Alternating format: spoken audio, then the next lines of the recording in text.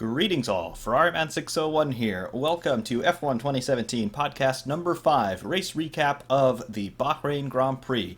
As always with these race review videos, please, if you have not yet seen the 2017 Bahrain Grand Prix, there will be massive spoilers ahead. I am giving you due warning. Please click away now. For those of you who here remain, first, of course, we have to set the stage with qualifying results from Saturday. In pole position with a very quick lap time of a 128.769 for the first time in his career, Valtteri Bottas on the pole for a Formula One Grand Prix. Great result for the Finn. Following him on row 1, Lewis Hamilton, of course, also of Mercedes, his lap time a 128.792. In P3, heading up row 2, is Sebastian Vettel for Scuderia Ferrari with a 129.247, about half a second gap in qualifying between Ferrari and Mercedes. P4 for Daniel Ricciardo in the first of the Red Bulls with a 129.545. P5, Kimi Räikkönen in the number 2 Ferrari with a 129.567. P6 for Max Verstappen with a 129.687, followed in P7 by Nico Hülkenberg with a 129.842. Hülkenberg, the last car in the 129s in qualifying. P8, the Williams of Felipe Massa, great qualifying result for the seasoned Brazilian, a 130.074 his lap time. P9, Romain Grosjean in the Haas, a 130.763, and rounding out our Q3 participants, Julian Palmer with a very cool Q3 appearance in the second Renault with a 131.074.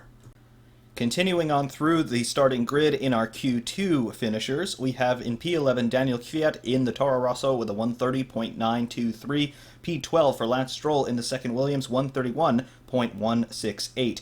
P13 for Pascal Wehrlein, returning to Formula One, coming back from his injury sustained in the Race of Champions with a 131.414.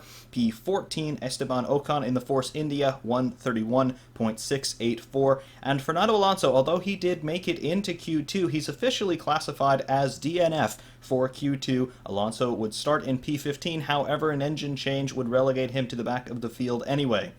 In Q1, Carlos Sainz in P16 in the first Toro Rosso, 132.118. P17 for Stoffel van Dorn in the McLaren, a 132.313. P18 for Sergio Perez in the Force India, 132.318. P19 Marcus Ericsson in the Sauber, a 132.543. And rounding out the qualifying finishers in P20, Kevin Magnussen in the Haas with a 132.9 dead. The lead-up to the Grand Prix itself was very much overshadowed by some off-track escapades, namely Fernando Alonso announcing that he is going to be racing at Indianapolis this year in the legendary 500-mile race.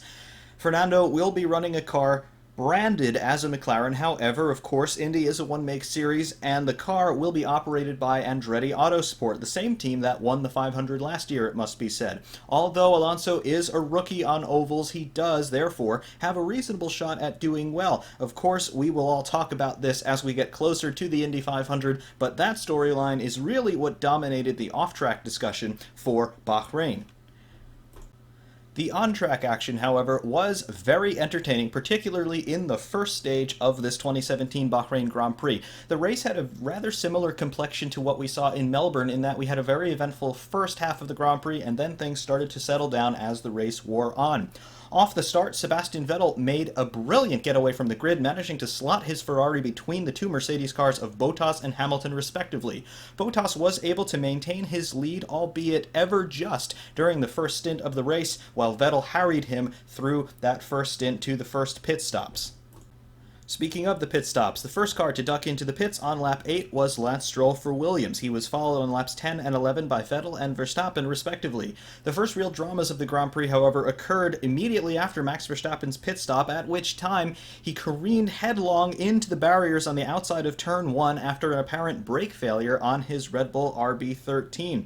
That was followed a couple of laps later by the pit stop of Carlos Sainz, which was immediately followed by a collision between Sainz and Lance Stroll at Turn 1.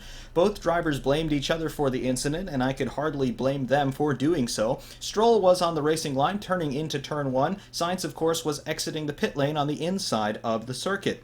Stroll on the racing line turns into turn 1, where Sainz is apparently unsighted, although Stroll said otherwise after the Grand Prix. And there was a collision between the Williams and the Toro Rosso, the nose of the Toro Rosso torpedoing itself into the side pod of Stroll's Williams, spilling the hot water from the radiators all over the place. Both cars retired, Stroll obviously with damage to the radiators, and Sainz with an apparent left front suspension failure. Plenty of sparks were seen flying out of the front end of the Toro Rosso immediately after the impact, and Sainz had to park up on the side of the racetrack.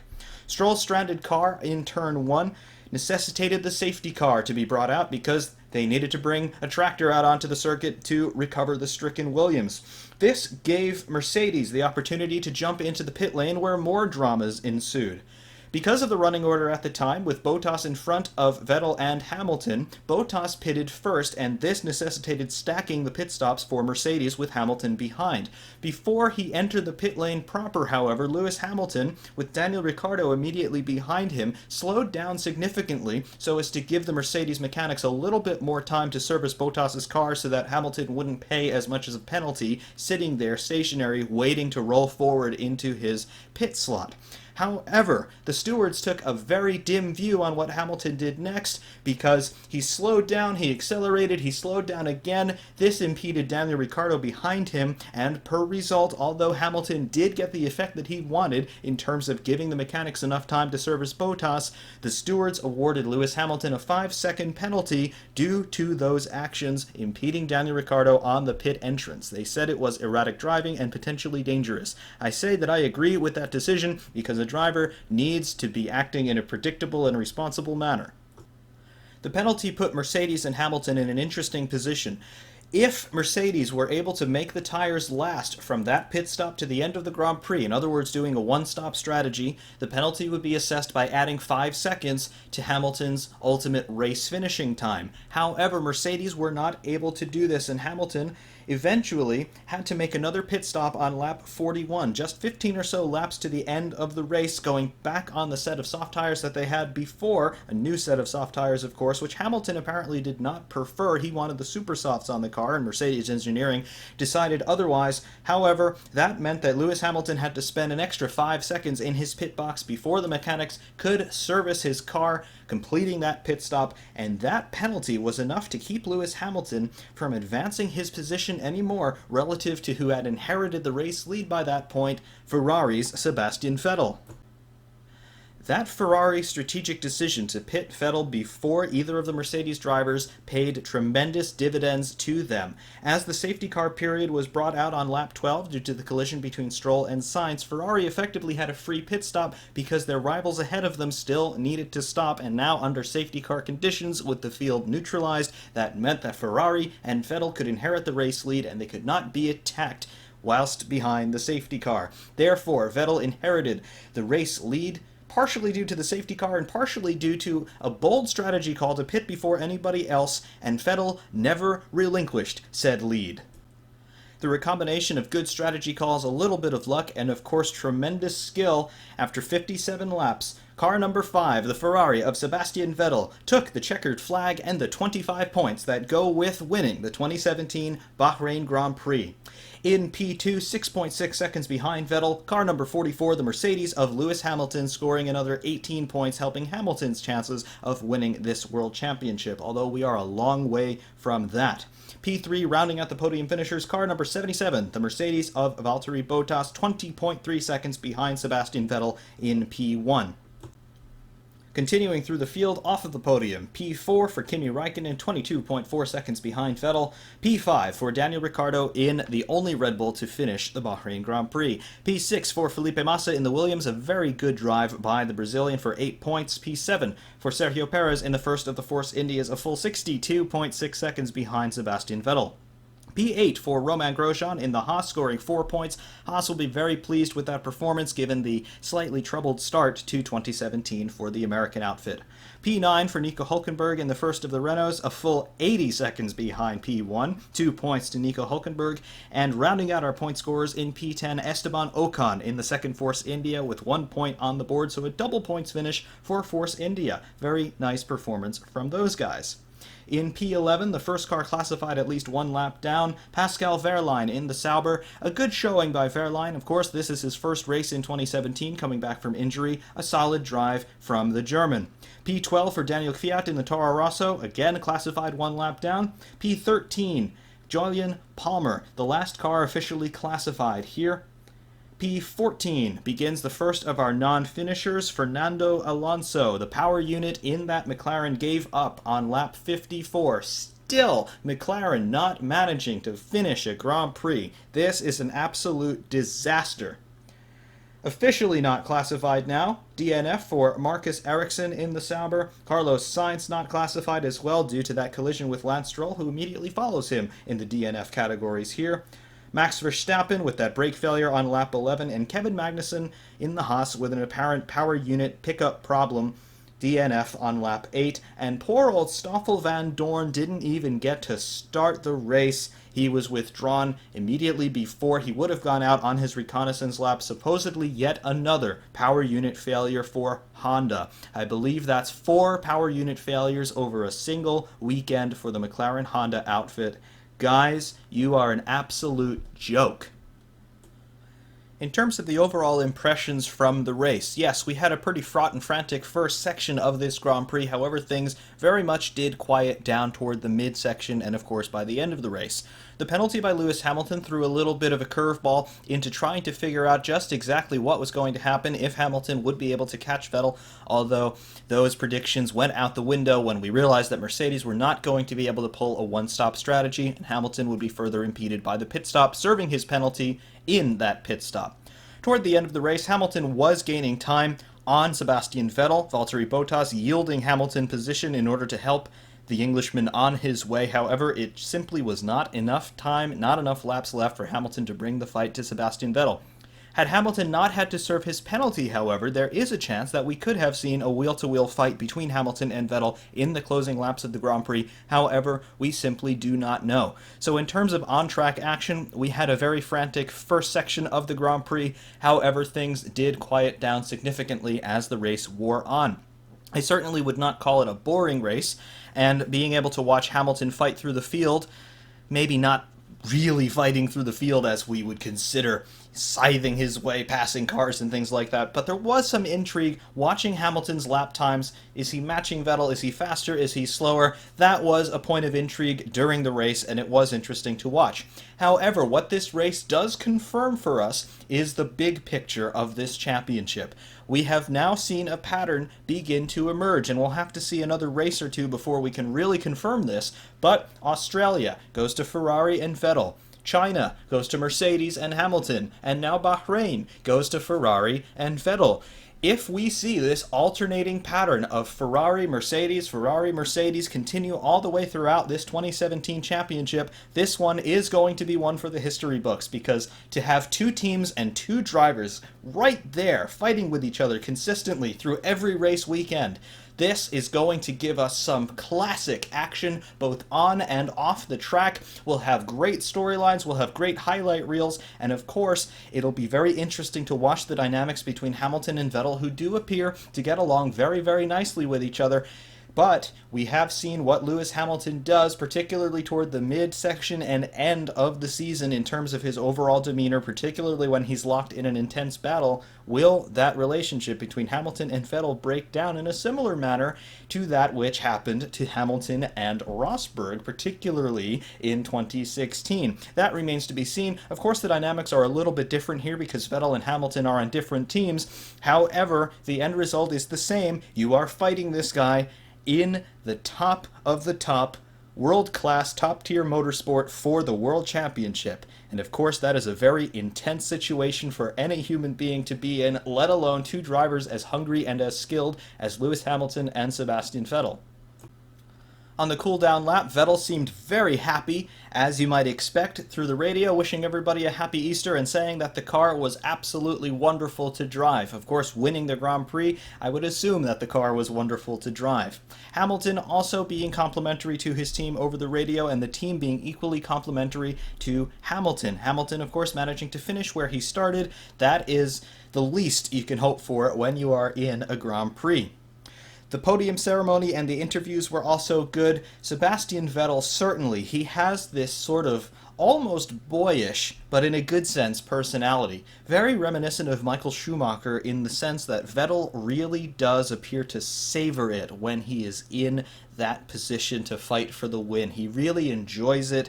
There was a little bit of banter caught in the prep room right before the drivers went out onto the podium. Vettel talking to the team representative from Ferrari, talking about how beautiful the trophy is, and wait until you see the trophy. And then, of course, Vettel's demeanor on the podium was very, very jubilant and very appreciative toward his team as well. Speaking of the team, of course, Ferrari united in song, singing the Italian national anthem during the podium ceremony. A Ferrari victory just has a very exciting and passionate feel to it, and I am very happy to report that we've seen 2 of them already this year, and I say we are very likely to see many more. As we have said before, this 2017 season dynamic with 2 drivers and 2 teams going head-to-head for the World Championship is exactly what this sport needed after several years of single-team domination. And the 2017 driver standings after round 3 certainly do not disappoint. In P1 with 68 points on the board, Sebastian Vettel for Ferrari. He is followed in P2 by Lewis Hamilton of Mercedes with 61 points to his credit. P3 for Valtteri Bottas, also of Mercedes, with 38 points on the board. P4 for Kimi Räikkönen with 34. P5 for Max Verstappen, despite him not scoring any points today due to his DNF, still 25 points to his name in P5. P6 Verstappen's teammate Daniel Ricciardo with 22 points. P7 Felipe Massa for Williams with 16. P8 with 14 points on the board, Sergio Perez. P9 Carlos Sainz for Toro Rosso with 10 points on the board. P10 for Romain Grosjean for Haas with 4 points. He is followed immediately by his teammate Kevin Magnussen, also with 4 points. P12 for Esteban Ocon in the second Force India with 3 points scored. P13 for Nico Hülkenberg with 2. And Daniel Kvyat, the last driver classified here in the points standings, with 2 points on the board. Yet to score are Pascal Wehrlein in P15, Antonio Giovinazzi in P16, Julian Palmer in P17, Stoffel Van Dorn P18, Fernando Alonso P19, and Marcus Ericsson bringing up the rear in P20. 0 points for all of those drivers, P15 through 20. In the Constructors' standings, the field is just as tight as it is over on the driver's side. Currently leading the Constructors' Championship with 102 points on the board, Ferrari, the only team having scored at least 100 points so far this year. P2 for Mercedes with 99 points on the board. P3 for Red Bull Racing with 47, so there's a considerable gap there for P2 in the Constructors' standings. P4 for Force India with 17 points on the board. P5 for Williams with 16. P6 for Toro Rosso with 12 points, and P7 for Haas with 8. P8 for Renault with 2 points on the board, and in P9 and 10, Sauber and McLaren both have yet to score. Immediately following the proceedings in Bahrain is a very rare in-season test. David Coulthard asked Sebastian Vettel about that test on the podium, and Vettel said that he will be participating and that he relishes the opportunity to get into the SF70H next. Vettel, of course, participating in this test.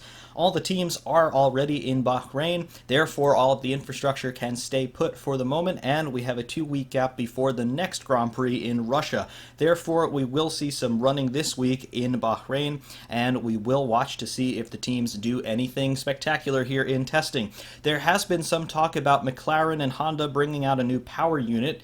That is very sorely needed considering the loss of 4 engines by my count this weekend alone by Honda, so perhaps Honda can start to get some sort of understanding and some sort of handle on their reliability woes. However, we shall wait and see. I am personally not very optimistic about that, but who knows? Let's not give up hope. Perhaps McLaren and perhaps Honda can surprise us all.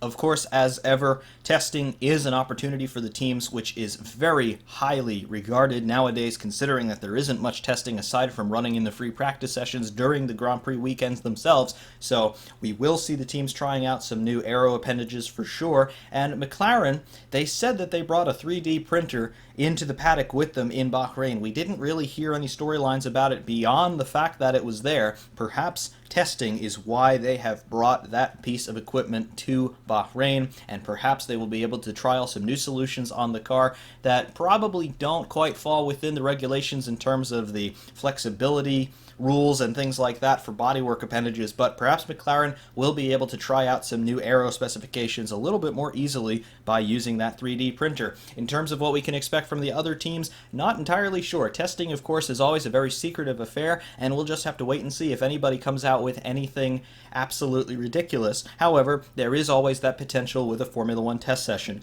I would be interested to see if there's going to be any work done on the shark fins and or the T-wings. There have been some issues with flexibility in the shark fins and a little bit of reliability, integrity concerns with those T-wings. For the second weekend in succession, the T-wing broke off of Bottas's car, and that did about 50,000 pounds worth of damage to the Red Bull of Max Verstappen, as quoted by Red Bull there.